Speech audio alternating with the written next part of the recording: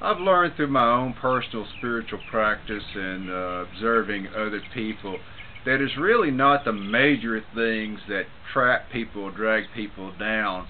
It's usually an accumulation of small things that drag people down to hell or suffering, whichever way you want to put it.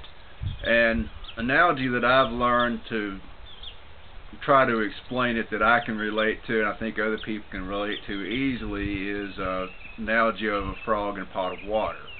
Now, I've never personally done this, and I don't recommend you do it either. However, I've been told that there have been scientific studies that have done where if you take a pot of frog and you drop it into a pot of boiling water, the frog will instantly jump out of the water.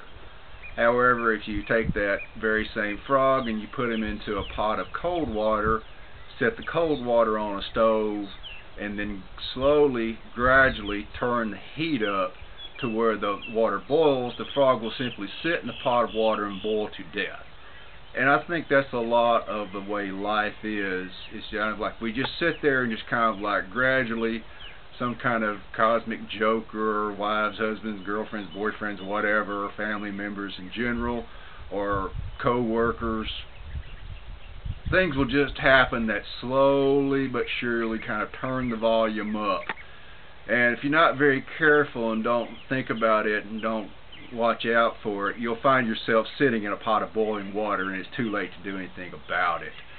So that's the reason why I engage in a lot of the spiritual practices that I do, and I encourage other people to do it as well.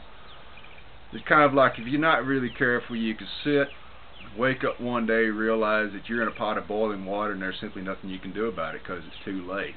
Whereas if you had constantly maintained through